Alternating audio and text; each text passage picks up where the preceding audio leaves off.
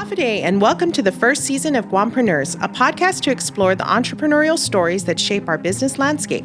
Throughout the season, we'll be speaking with entrepreneurs, subject matter experts, and leaders to share their stories, insights, and experiences relative to doing business on our beautiful island. The Guam Economic Development Authority has a number of programs to support entrepreneurs and investors, which we will discuss in all episodes. Join us, but more importantly, take action to get your venture going, growing, flourishing right here at home. All right, so Half a day. Joining us today is Ms. Christine Baleto, who hot off the presses is the new CEO of Docomo Pacific. So I'm going to read her bio to kick us off today. Christine Baleto has served as the CFO just prior to this role and Chief Security and Compliance Officer of Docomo Pacific. She assumed the CFO position in 2019 and the Chief Security and Compliance position in 2023. So prior to her employment over at Docomo, she did some time as the CFO for Midpack Distributors and the Chief Financial Advisor to the board of its parent company, EC Development. She also served in the public sector, my condolences, at the Department of Administration in the government of Guam. Well received. So she was one of us. At some point. So she did her time over at the Department of Administration, and before that, she was general manager of Market Wholesale Distributors. So she has one heck of a resume. One of her many accolades is as the Guam Small Business Woman of the Year in 2007, Guam Business Magazine Businesswoman of the Year. She's done her time in the nonprofit sector as the executive director of Sanctuary Inc. And very, very relevant to today's discussion. She's also the franchisee. Is that what you're called? Master franchisee. The master franchisee for the Froots brand in Guam and Marianas. There are 2 stores in Anderson Air Force Base and another location in the village of Agate.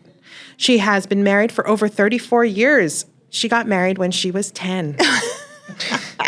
And has 3 children. I die a 2 lot. 2 son-in-laws and 2 beautiful grandkids. Yes. All right. So let's do it. Let's kick it off. Well, I first have to just say I've known Mel for a long time, and I didn't realize that you had such a beautiful media voice, just so calm and delivering. I'm like, wow, hidden talents there, Mel. That's my Harvest voice.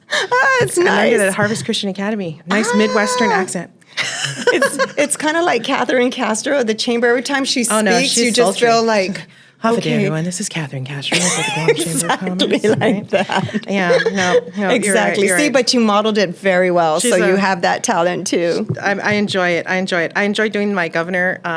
Half a day, everyone. This is Governor. Anyways, but edit that out. You're gonna get in trouble. So your first, the question to kind of warm us up today is: give me your very first memory being a boss. If the boss of the playground is okay. Tell me when. Actually, I mean, as far as like career-wise, it would be basically Sanctuary, right? But I have a story, and it will be my one story for today. When I was the executive director of Sanctuary, one of my staff, who was a house parent, which is the ones that watch the kids in the shelter, knocks on my office door, and she was like, you know what? I'm so proud of you. You said you were going to do it, and you did it. And I'm like, what did I say? Like, I had no clue. And she was like, you don't remember me? And I'm like, I'm so sorry, I don't. And she was like, your grandma's house in Santa Rita was next to my grandma's house in Santa Rita. And when we were kids, we would all be playing in the streets. And I'm like, okay. And she said, well, one day we were like, what are you going to be when you grow up? And people's like firemen, policemen, and kind of went around. And she said, when it came to you, you looked at us and you said, the boss. So apparently, I knew at a very young age what my destiny was. I had no recollection of this, like this conversation or this ever happening. But I just found it very interesting. I think just, throughout my career, I've always tried to excel at whatever I do. You've exuded boss energy. That's what it's been. But no, you're absolutely. I think you're right. I think the things that come through are your tenacity and your determination to stick to it and to see things through, even especially when things are not easy, which I know telecommunications has not been going through an easy time over the last couple of years. It's funny when you said that brought up a memory for me too, because I remember when I was a kid and my parents worked at Guam Community College, and there was an accountant there. Her name was Mary Okada. Yes. And my dad said to me, he said, "You see that young lady over there? One day she's going to run the college." Yeah. And I said, "Why, Dad?" And he said, "Oh, she works so hard. She's the first one here. She's the last one to leave. She does stuff on the side to make money. Like she makes these gift baskets." I mean, he was just telling me all the stories. And he said, and she's pursuing her education. She's getting her master's degree. I mean, and now she obviously has a PhD. She's the president of the college. So same thing. It's some people just exude, like I said, you gave boss energy. I love it. I knew there was a story behind that.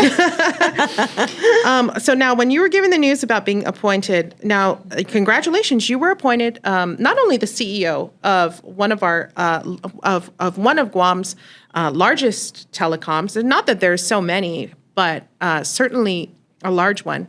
But you were given you were given the news that you're appointed CEO, but you were also given the distinction that you were the first female, I believe. You were the first female. You're also the first Samoru female, right? Yes, yes, very much. I mean, that's why it was such an honor to be asked. You know, I feel very blessed to have been given the opportunity. It's something that I never expected, you know, especially coming from a national telecom that just historically has not had anybody local, much less a woman. The expat culture was very much alive in the organization, I can say. So I guess as Rod, announced his retirement to the board, I had no idea, even myself, that Rod was thinking of retiring. And I distinctly remember it was sometime in January. We had our board flying out in February. And our CTO, who is an expat and is basically the leader of the other expats here, says, the chairman would like to meet with you when he comes out. And I'm still who I am, so I was like, for what? Okay. So you have questions about the last audit? I guarantee what? It was all in order. That was my whole thing. So I have an expat that serves under me as my executive vice president. And I went to him later and I'm like, what exactly does he want to know? Because I don't want to go in there not prepared. Sure. I got to make sure that my numbers are all situated. And he was like, I don't know. Which, is very unsettling, right? Yeah. And it's kind of like, okay, am I going to get fired from the very top? No, Rod could do that. Rod could have done that. So anyways, when they spoke with me about it, I felt very blessed and very honored. Did they share the news with you in person, or did you find out over the phone? It was, the initial ask was in person. Nice. And then we just communicated. Just sort of like, would you be interested in taking on this role? We want you to take on this role. We think that you're the perfect candidate to take Docomo to where we see the future being. Okay. And, that kind of thing. And, especially, I'm very upfront and honest about this. This was after our cybersecurity incident. This was after Typhoon Mawar. Sure. Docomo suffered 2 blows in 1 year. And then there was rumors circulating that we were for sale. And, it was just a very difficult period for the company and for the employees. And so, naturally, being asked, and sort of at the tail end of this, it was very surprising. But, I take pride in my work and what I can do. And I feel like I can lead this company to a new chapter. And so I've been hard at work ever since April. Do you feel like you get called on for sort of these transformation stories? Like it's a big old mess. Chris, can you come in and fix this? That's been my entire career. I was going to say, I feel like most women that I know, in good times, they call the guys. And in bad times, when they're like, it's a big old mess, we need someone who can get us out of this, we're in trouble, they call the ladies, right? I know most of the time they've called me. And so, It's kind of like knowing what the challenges were at Docomo. I've often sat down and I'm like, gosh, me, why do I always, I really want to do this because it's such a challenge and I know that I could do a good job. And I think also for the love of the people. If it's not a challenge, it's just not that interesting. Yeah, Jackie Cavill once told me, oh, Christine, because I was like, we just need to fix this so I can like relax. And she was like, you would be bored out of your mind. You could not survive in any environment where everything was going well. So yes, I got you. I got you. And I think, with Docomo, like I said, being there for the last 5 years and getting to know our staff at every level, just really wanting to be that leader and to help us through this period and get back to where we need to be is something that like emotionally and personally is fulfilling. So talk to me about some of the nuanced differences between telecommunications and your background and other industries such as food and beverage, wholesale, corporate culture. Selling a product. What are your thoughts? Yeah, I think that ultimately, no matter what sector you're in, what it comes down to is the people, right? I mean, for me, human resources is the first and foremost in any of the companies that I've gone into, because without your people, without them focused and wanting to work and wanting to do good collectively for the company, you're going to fail. Right? No matter how good your leadership is. So that's why even at Docomo, what I've done is I've been sitting with the different groups. I've been talking to them and collecting their feedback. The nuances of the industry comes, secondary. And those are things that no matter where I've gone, I've thrown myself into and I've learned the business. I made sure I understood it. I've take time to talk to the subject matter experts within each company, and it's been no different for being in telecom. And we certainly have a lot of really qualified and outstanding experts in the telecommunications field. And so, the last 5 years, I've learned a lot from them. And then as I took over compliance for the company, it really just propelled my understanding and how everything is connected and all the regulatory things that we need to adhere to. So I think that the challenges are always there, regardless of the industry, I would imagine. With food and beverage, you have other regulatory agencies breathing down your neck, right? And versus telecommunications. Yes. So customers, I know that the organization serves different types of customers, individual households, as well as small businesses, bigger businesses. Well, speaking specifically to our business community, entrepreneurs, what are they looking for? What do you find has been the most important thing that Docomo has been able to deliver to a business customer? Well, it's interesting because I come from both perspectives, right? Froots, as my business, is a small business. And even as I participated in the chamber, it wasn't from the big business perspective, but being a small business, representative. Being that entrepreneur that had to put their house on the as collateral to be able to get a loan to start your dream, and work. Like when I first started Froots, I remember meeting with some marketing people, and they were like, "Just have your marketing people call us," and I'm like, "I'm the janitor, the accountant, the HR." Trash guys sometimes, you're everything when you're a small business. And so that's why when you're looking for a telecom, you're looking for someone that can provide that service, that can help you get what you need to do without you really understanding and knowing what you need, right? And I think, my experience with Docomo, I was a Docomo customer as my small business, as a member of the small business prior to me even joining the company. And, even just I had an experience recently. Shout out to Marilyn when we talk about the business customers, right? Well, and Tito now. And Tito. Yeah, because Marilyn's kind of pivoted, and now she's taking care of everybody. Now she's taking care of everybody else. and Tito's now like, you go on there because I'm going to stay with my business customers. But like just an example of that, and this is before I became CEO. We had a power outage at one of my stores, and without internet service, you have no credit card transactions. Who carries cash anymore? No one. Nobody. So you're practically dead, right? Like you can't make any sales. And Tito was like, well, let's get you this wireless backup for that. So, we can take care of that. And so they send the guys over, they install it. And then, now it's a service. I'm like, what else do I not have that I also noticed when you walk in, there's this big store. And then off to the right, there's the dedicated business services center. Yes, yes, and that's because people in Guam still like face to face. Yes, the emailing, the virtual help desk. I mean, they're all right, but it's like, I mean, when it comes to, a lot of people still like to walk in and get service wherever, regardless of the type of service.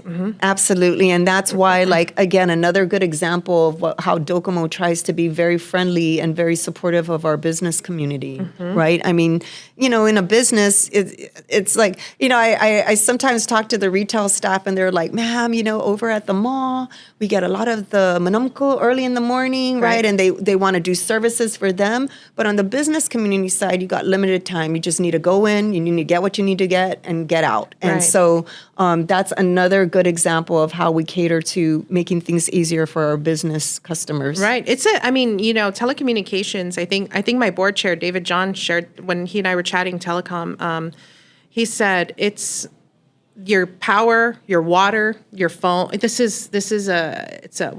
were we talking about? It's a staple part of your budget. It's a part of your, it's not a luxury anymore. It's an absolute, I think COVID taught the world that, like, you can't survive now without your internet and your mobile service, right? It's really, I mean, even things like we talk about email. I remember, when I was still at Market Wholesale, when the power went out and we had no email, we're sitting there at the Xerox machine trying to figure out, like, how do you fax again?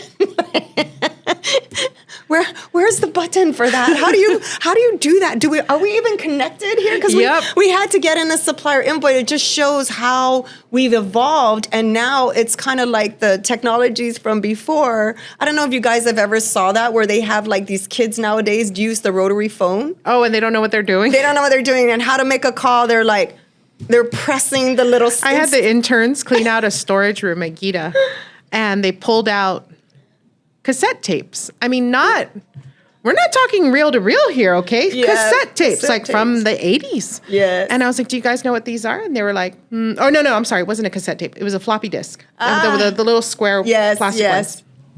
I said, do you know what these are for? They're like, to listen to music. And I was like, no, it's not a record. They had no idea. I said, do you know, where would I put this? And they were like, in like a VCR kind of situation type of thing. And I was like, no, not the one. But yeah. Well, putting on your lens, any business, any small business to large business would be lucky to have your lens to look at. If they said, listen, you are now an ER doctor for a moment, an ER doctor for businesses in distress. You're going to go in there and you're going to look at their financials. What are you zeroing in on? The bottom line. Okay. Always the bottom line. Bottom line is negative. What are we looking at next? Then you're looking at your expenses. You evaluate your revenue. Okay. Is this stable revenue? Okay. Is it cyclical? So the first thing, right, in any business is you need to make money. Okay. And if you don't make money, whether you have it on... And in the government, it's at least you got to try to balance. Don't lose money. Whatever the budget is, just stick to that budget. Yes. Right? Mm-hmm. That's a whole nother realm. But in private businesses, you need to show that you're earning profit. But not only that, you need to understand that, like, that has to be backed up by cash. So, things that I look at, if I see a negative, that's already a red flag, right? You're spending more than you're taking in. Okay. What are you spending on? Okay. And then looking at your revenue, like if it's like a one-time expenditure and you have consistent revenue, then it's kind of like, okay, is this a revenue, an expense, like an anomaly. An anomaly, right? And those are, but if you're consistently spending more money than you're taking in, then you need to make adjustments, right? Okay. And if you can't make adjustments, you need to figure out a way to make more revenue, because you just cannot go long term, doing a negative. But, if a business has... Is it easier for a business to cut expenses or grow revenue?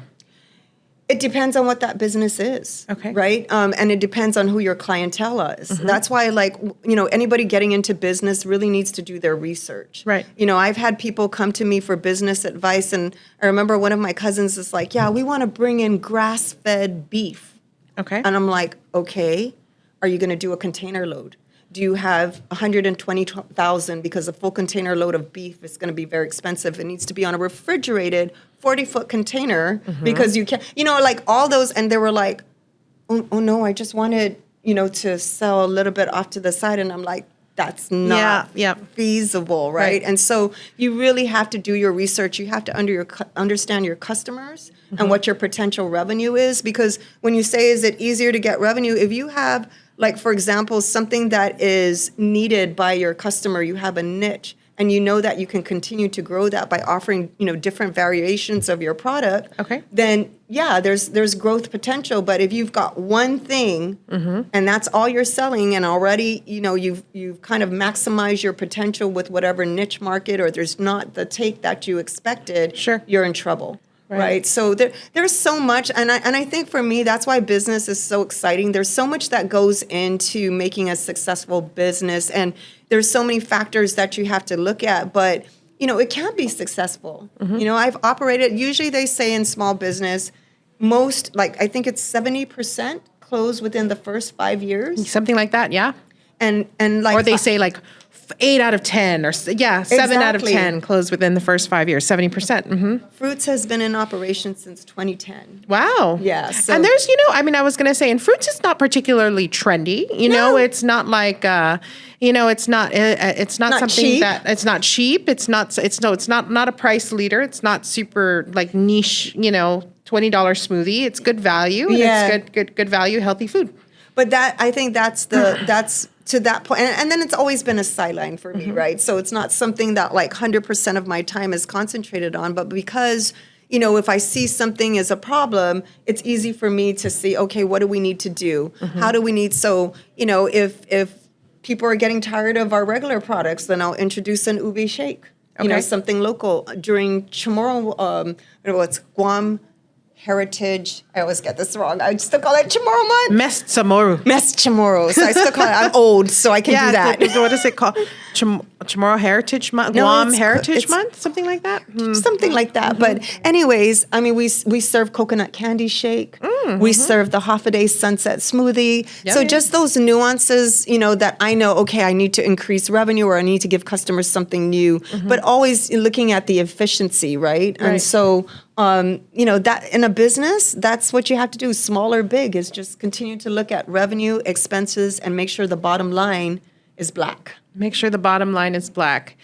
What, tell me about going into Fruits. You had multiple locations. So you have done this kind of move. You have opened, you've expanded, you've contracted, you've expanded, but you're moving, right? So when we're making plans to open up a second establishment, is it by necessity in the food business, or is it by this is where the customers are? I think that maybe other people might have had more scientific ways of figuring out where they want to go next. For me, it's just been opportunity. So, I started in a Ganya shopping center with the first store. And then basically when a space opened up at GPO, I'm good friends with Monty Mesa over there. And he was like, hey, you want to try it out? Yeah. And so that's what happened. And then in Anderson, there was people there that wanted us to move in there. So it was like, okay. And then, COVID came. Right. And we didn't know in the onset of COVID, we didn't know about PPPs. We didn't know about EIDL. We had no idea help was coming.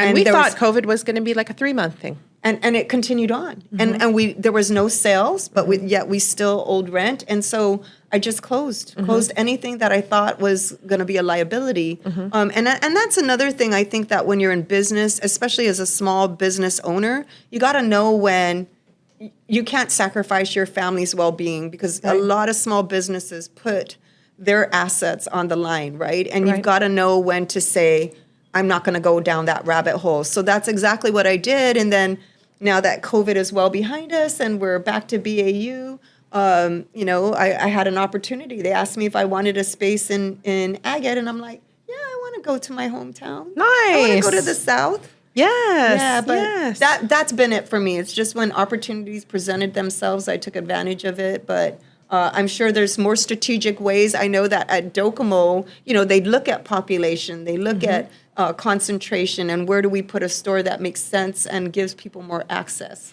I mean, how much science goes into like opening hours? Let's just say, as a business owner, how much? How do you plan? When am I going to open and close during the day? Yeah. So for me, at least on the fruit side, I take a look at what is their traffic there. I look at what the other what's the industry norm? Yeah, what our competitors in that are doing? area, Sunday is still traditionally a family time, right? So you don't get a lot of restaurant traffic on a Sunday down in the South. Okay. Right, but when I was at a Ganya shopping center, we had regular traffic every single day. So it just depends on your opening hours, what makes the most sense labor-wise. Like what I'm finding is like Fruits has always been a lunch type of place, but so by 6 o'clock, it's kind of dead. Yeah.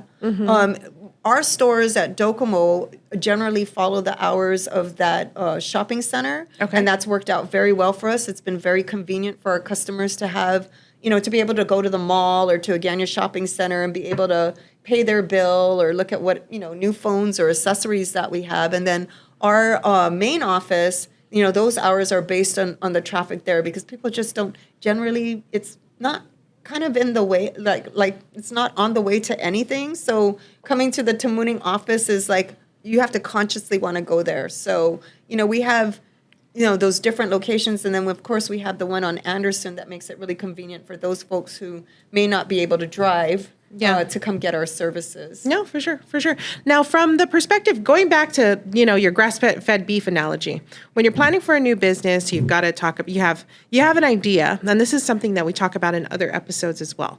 So I have an idea, I'm going to put it down on paper. I have to do some research. The type of research that's going to go into it are going to be logistics, how much it's where I'm going to sell, to whom I'm going to sell, what their availability, how often, what does the market look like for this particular product. Now, I wanted to pick your brain a little bit about, okay, but if I'm an average Joe or Jill or Jane, whatever, and I'm doing my research and I don't know anybody, what do I do? Do I just pick up the phone and cold call Mattson, or what do? No, I mean, would you go online? How would you advise a business to go and do their due diligence and their research? There are so many resources available to our community for small businesses. We have the SBD Center, SBDC, yes. Yeah, I forgot the C. Up at the University of Guam, the small business, the SBA, they provide like workshops or access to things. There's so much information that's online. And then, by association with the chambers, if you're in the women's chamber or the Guam chamber, you're interacting. Your network. You talk to people. You talk to people in the industry and you ask them questions. Before I opened, Fruits as a restaurant, I went and talked to Darren Tilley and, some of the other people that I knew that were in John Lee. In F&B, John Lee, Yogurtland. Yogurtland, Brian Artero. Sure. Yeah, you go to those guys who have been in business for a long time and you say, what do I need to know? What's going on? Because even though I was in distribution, I didn't actually run a restaurant. And so that was a spin for me, that you go and talk to people and you get their expert advice. Sometimes I think it is so much harder to run a small business than it is to just than it is to be a manager at a big business, a bigger organization. Because you're right, you really are doing everything yourself, but you're putting it all on the line. Yes. It's so, what it is I wouldn't say it's harder. It's more emotionally taxing, right? It makes your heart hurt a little bit. Yes. So now, going to utilizing your networks over at the chamber, the thing a lot of people don't know is that, even if you have a burning question and you just can't find the answer to it online or anything like that, a lot of times those chambers, the networks, GITA, SBDC, any of these partners, a lot of them can place the call because they're interacting with these individuals quite a bit. So they might say, I'll send you an email. I'll send this person an email to introduce you, and you fire away. Yeah. Because a lot of these businesses are in the business to make money too. Yeah. So they know that eventually, potentially, you could become a customer, right? Exactly. And then, with the Chamber of Commerce, they have a specific small business community that actually is supportive and does workshops and does support services just for small business. Right. So, I mean, there's resources out there. It's just a matter of tapping into it. Another organization that has been doing a lot to support businesses is SHRM, the Society of Human Resource Managers, and GUMA for the small businesses. Yes. What I was gonna segue to was people management. That's a lot. That continues. If I had to do if that was a work, that's always a work in progress, is people management. Yes. Right. So starting with the financials, a business should be planning to spend how much on payroll? That is not a not a hard and fast? No, it never is, because, as you well know, in the government, we spend 100% or 80% on revenue. At Gita, we do well. We spend 61% on revenue. Nice. And so it just really depends, because with your business, you're gonna. You have your revenue, and then with your expenses, what can it cover? What types of employees do you need? Okay. Obviously, like Docomo and telecom, we need experts in the different areas. Right. Mobile, fixed, internet. Just every. You have technicians, you have customer service persons, you have professionals. You have people that are out in the field that are, fixing the actual physical assets of the telecom, right? And so you just can't do minimum wage there, right? And you have to pay for that expertise, right? Whereas you're talking about like in entry-level positions, like the sales associate, warehouse, those kinds of things. I mean, quite honestly, nobody on Guam, I think at this point, can start at minimum wage, because it is an employee market. Right. And in order to actually have an employee, you better pay them well, because somebody else is willing to do so. Right. So we're all competing. And even if you get them in at the entry level, you need to pay them to stay. Oh yeah. Oh yeah. And you upskill them. So that's what we do at Docomo, is like, again, we don't bring anybody in on entry level wages. We still pay a fair wage to bring them in, but we also have programs that recognize, we put them through the training programs. When you achieve this cert, this is the bump in pay that you're going to get. Okay. Then we're going to take you to the next level. We have an internship program that it's in partnership with GCC, with Dr. Okada, where they're learning skills not just on the job but in the classroom, and they get bumps in pay as they achieve certain milestones in that path. And so I think, to your point. You kind of have to get a little bit of, do a little bit of everything. Check out what's an industry average, right? Yes. To spend on payroll. Yes. And then what works for Guam, right? What works for Guam, what works for your industry, what works for your particular business, right? So, there's just a lot that goes into deciding what's the right amount. Right. Yeah, there's some businesses that are machine, heavy, and they just need someone to come in and turn it on. How much do we invest in training and development? Not so much. I'm not literally asking how much does Docomo invest in training and development, but as an owner of a business, how much should we? What do you think is a good balance? Because you can't just be training all the time. No, you can't. Yeah, you need them to work, but you need to set something aside, right? Even for a small business like mine. In food service, I send my people to chamber customer service training. I send them to supervisor training, when they're looking to be promoted. In Docomo, we're really good about providing training programs for our people so that they can continue to excel. But you do that, it's a benefit to you, it's a benefit to them. And this is what, when you're talking about retention, it's got to be something more than just pay, right? And so that's what we try to do at Docomo, is balance that. So as far as like training budget, how much does it take?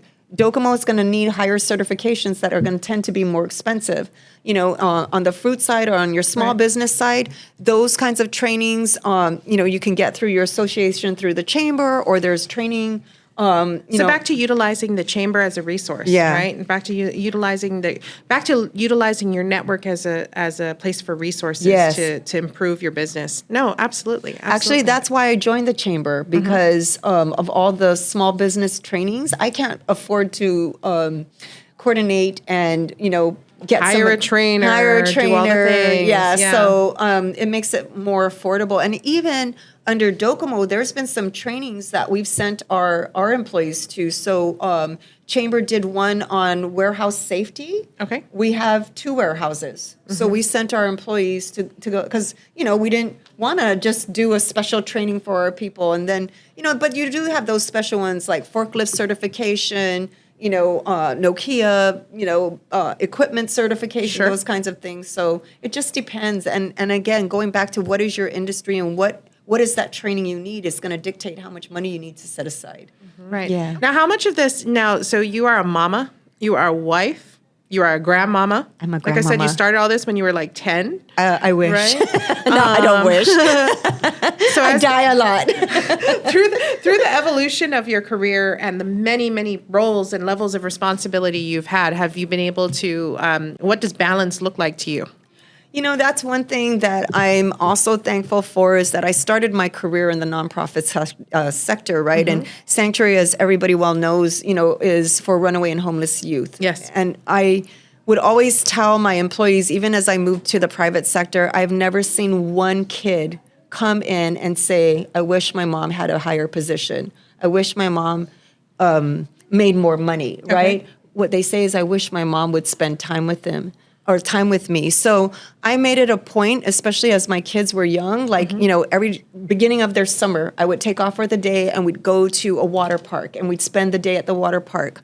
My kids they well know, like over the weekend, if I had a function that I needed to attend, drag them along. And then I'm like, okay, what do you guys want to do now? Movie, whatever, go someplace to eat. And so, it's, I even have employees at Docomo, they're like, boss. Is it about quality or is it about quantity or is it a little bit of both? I think it's more about quality. Okay. Yeah, because you can spend all your time with your kids, and if they're on their phone or iPad and you're on your phone or iPad, That's not quality. Yeah. So, the times that I had with my kids while they're growing up, and I have no babies anymore, they're all grown up. It was making sure that the time that I spent with them, it's for them. So even as my grandkids come and I'm in the next kind of phase, right? I tell the staff, hey, when the grandkids come, the phone goes in the room. Call me if it's an emergency, but I don't want to sit there and be looking at my messages. Sure. It's their time. Oh, that's beautiful. Yeah. That's beautiful. I was going to say, I forgot what I was going to say for a second, but it had to do with quality time with kids and all of that. Oh, this is what I was going to ask you, was when work depletes your battery, though, how do you bring that? How does an empty battery go back and perform for the family? They are the battery. They recharge you. They are the battery. And people need to remember that. That's what you work for. That's what you live for. It's for your family, right? So, just even seeing my youngest grandson, he's 2 years old, and he just really started talking. So, like, my girl will tell me from the time they're driving up, he's just like, Grandma, Grandma, Grandma, Grandma, just repeatedly. And then right when he sees me, he jumps out of the car and his little stubby legs are running towards me. I'm like, life is good. I'm going to go with you. It's like, Grandma. I'm like, yes, whatever you need, baby. And my daughter will be like, hey, Mom. You're like, listen. Don't forget about us. And I'm like, oh, yes, I love you too. Come, my little baby. What do you want? I love Cookies? you. You've had your time. Move it along. Send him over. Yeah. But I mean, that really, like, those working moms and working dads, your kids, enjoy them. Because I tell you, once they hit that teenage, they don't want nothing to do with you. Yeah. But you still force them to have dinner with you. You still take them out and you say, put that phone down and talk to me. I want to know how you're, and I'm telling you, there's a big difference. I'm sorry for everyone out there, but there's a big difference between the girls and the boys. My girls, how's your day? How's things? Oh, Mom, son, son, how was your day? Good. Did you meet up with friends? Yeah. That's I would say I think that sounds about right. It's hard, but you still keep at it. You want to have those connect. And up to now, my kids are all adults, and I have a very close relationship with them. And I endeavor to have a close relationship with my grandchildren. So that's it. Work balance doesn't come without work. You need to be committed to it, and you need to make the time for it, and know that when it's my family's time, it's my family's time. Right. Yeah. I don't think having kids made me better or worse. Actually, no, I'm sorry. It made me more productive on the job because I was forced to be productive in a shorter amount of time. Exactly. So it was like, you can't dilly-dally and then go home and then turn in the assignment at some point Later in on. time I'll tonight. get to it. Yeah, right? No, no. Procrastination is not a friend. No longer Actually, I your was friend. just talking with our one of our external lawyers, and so I called her because I was at back-to-back meetings, called her about 12:15, and right when she answered, she goes, I know you're sitting at your desk and eating your lunch there while you're still working, and I'm like, yes. And she goes, I am too. And I said, because I was like, I'm sorry if I bothered your lunch. And she's like, no, I'm doing the same thing. And I was like, I understand you have kids and you want to get the work done so you can go pick them up and help them with their homework. And she was like, yes. And those are the things that, like, I think you need to prioritize, because once they get older, if you don't have that relationship from the time that they're young, you don't, make that balance work for you. Yeah. You lose them. That's sage advice, especially for mothers with small children like myself. So now, if you could speak to we're starting to wrap up here, but if you could speak to the early 20s or early 30s version of yourself, what kind of advice would you give to young Christine? It's so funny because that is just such a good segue into what we just talked about. I mean, I honestly don't think I would have listened to myself. Yeah. Even in my 20s and 30s, that's when you think you know it all and you've got it all figured out, and you realize later on you have nothing figured out. But that would have been like, make sure that you spend time with the family. Make sure that you have that work home balance, because as I fast forward now and I see my kids and my grandkids, I'm happy that I did that I made that effort. And I think it doesn't appear to have stopped your career trajectory either. It was making time for your kids and making time for your family. It didn't really stop you. You still achieved, you still did the things, right? All the things that you wanted to do. Exactly. And I did that now with the support of that family, right? Leading into that, so my husband tells me today, because, taking over, I've been very busy at Docomo, just opening the store. Like, so get off of Docomo, run down to the store, do this, just a lot of things going on. My husband this morning was like, I haven't seen you all week. We live together. I think we just sleep next to each other.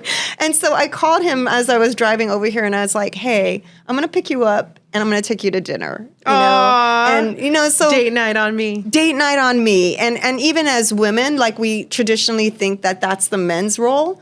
But, that's, again, me prioritizing my husband and knowing that he's kind of feeling neglected. And I don't want that relationship, to be severed because I'm focusing on so it's repivoting back and saying, okay, honey, tonight's for you. Tomorrow I'll wake up and I'll probably make granola for the store, but tonight is for you. Granola for the store. Oh my gosh. I sell you bowls. I make granola. It's not too hard, but it's granola is not difficult, the process. What's difficult is when you pull it out of the oven and it's got to stay in that state where it can get crisp, where it can crisp up, and then you have to get it in a sealed environment so it doesn't get soggy, right? Yes. That's the magic of granola.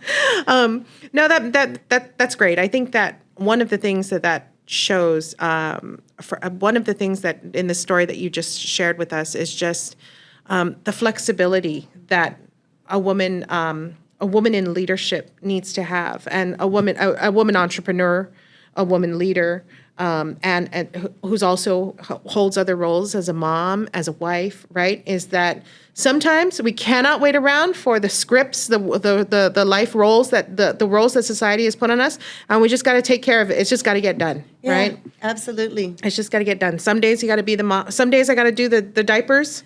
And some days I got to call my partner and go on a date, right? Because waiting for him, and what my other half will tell me is he'll say, well, I'm not going to ask you on a date today because I don't know. Some nights you're very tired from work, or some nights like or maybe you don't feel like it tonight, and all of that. And I'm going to I feel bad, and just that whole like back and forth. It's like this inner conversation that's going on in other people's heads, right? Yeah. So it's pretty funny.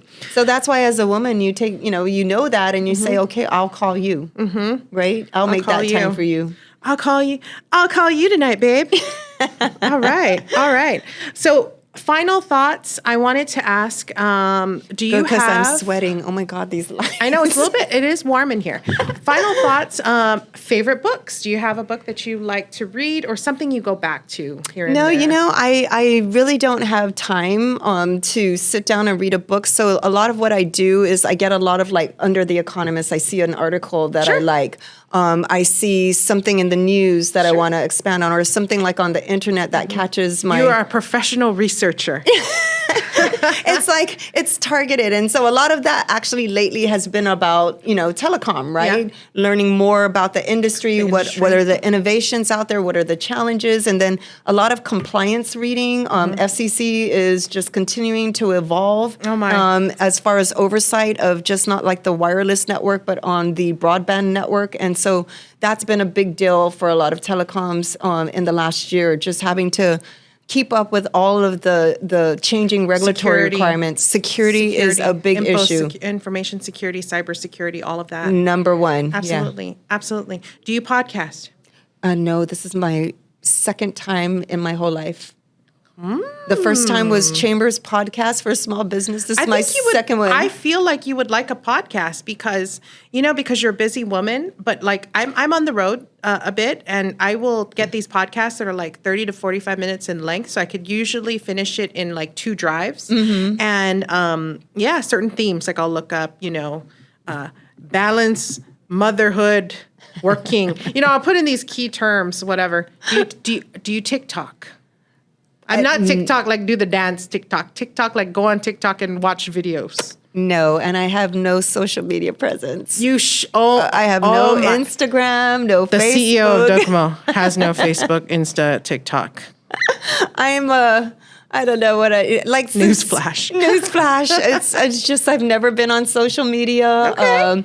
Because like I you know what, that contributes to the balance though. That is I would imagine that helps you focus when you're at home on your family. I'm very blessed to have some folks at Docomo that are up to keeping all of that stuff alive.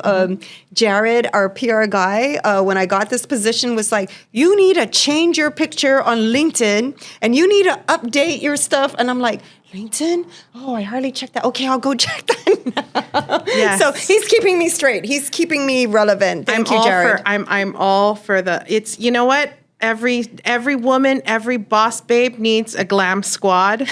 Whether it's an online one or an in-person one or all of the things. And I think that's another important point is like, no matter women, men, leaders, you need good people around you, right? To make up for where you're not strong at, because nobody can be strong in every facet that you have to be that leader. And so having good people around you makes a big difference. Know the things know your stuff, but be humble enough to know the things you don't know and look for people you can trust to help you with those things, right? Absolutely. Beautiful.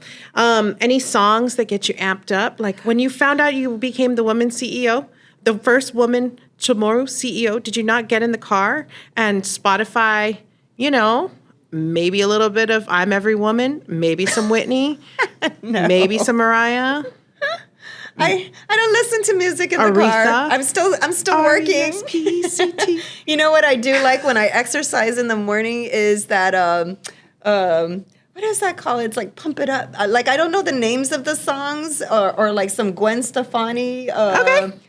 She Ain't No Holla Back Girl. That one. I love that. Like the beat. So when I look for music, I look for music that has a lot of, because usually I exercise like 5 o'clock in the morning. So I need something that's going to be like, in your face. Yeah, make me move. Make me want to. Okay. I like it. Oh, no, it's called Jump Around. Jump around mix. Jump around. Like, jump up and get down. Yes. Wow, you're good. I used to work at a CD store when I was a teenager. Oh, no wonder. So I know a lot of music. Anyway, all right. Well, with that, I think that's pretty much what we have. Any parting thoughts you want to leave with us? Just, I guess... I guess back to who this podcast is for. This is for entrepreneurs, people who are afraid to take the leap, people who are just starting to take the leap, and people who are thinking to scale up their small business, what kind of advice would you give them? Well, I think number one, follow your dreams. Have the confidence. You have to sometimes take that leap and take the risk, right, to make those dreams come true. But make sure that you do a lot of research and that you really thoroughly look into, before you make that decision, look into what are all the facets that affect that decision. Because as I used in that example, there are things that you think some people just feel they're more romantic than they are practical. Right. It's like you're having a baby, so now everything is going to be okay. You're going to start your business, and I love my product, so everything's going to be okay. And it's not that simple. And unfortunately, there's businesses that have gone under and spent their own resources and put themselves in a position because they just didn't look at everything. Talk to people, but don't give up on that dream, because it is hard. It is hard to own us. You well know that. But at the end, it's fulfilling. And when it works, it's such a good thing for not just you, but for the jobs that it creates, for the customers that love your product. Right.